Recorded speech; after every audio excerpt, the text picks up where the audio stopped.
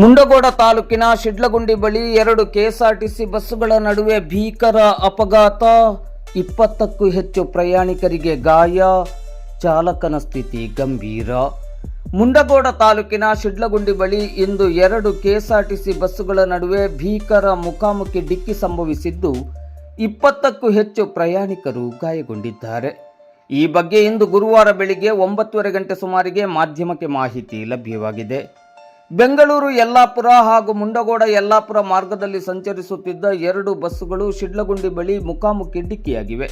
ಡಿಕ್ಕಿಯ ರಭಸಕ್ಕೆ 2 ಬಸ್ಸುಗಳ ಮುಂಭಾಗ ಸಂಪೂರ್ಣ ಜಖಂಗೊಂಡಿದೆ.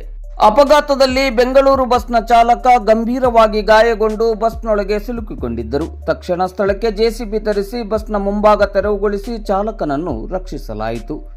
ಗಾಯಾಳುಗಳನ್ನು ಕೂಡಲೇ ಮುಂಡಗೋಡ ಸರ್ಕಾರಿ ಆಸ್ಪತ್ರೆಗೆ ದಾಖಲಿಸಿ ಚಿಕಿತ್ಸೆಯನ್ನು ನೀಡಲಾಗಿದ್ದು, ಗಂಭೀರ ಗಾಯಗೊಂಡ ಗಾಯಾಳುಗಳನ್ನು ಹೆಚ್ಚಿನ ಚಿಕಿತ್ಸೆಗಾಗಿ ಹುಬ್ಬಳ್ಳಿಯ ಕಿಮ್ಸ್ ಆಸ್ಪತ್ರೆಗೆ ಸ್ಥಳಾಂತರಿಸಲಾಗಿದೆ.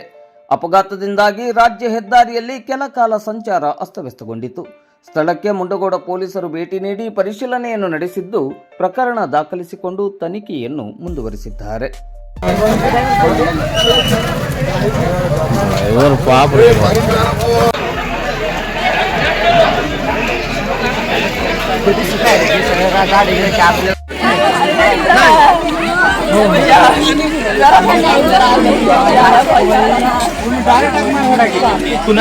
ಸರಿಯಾ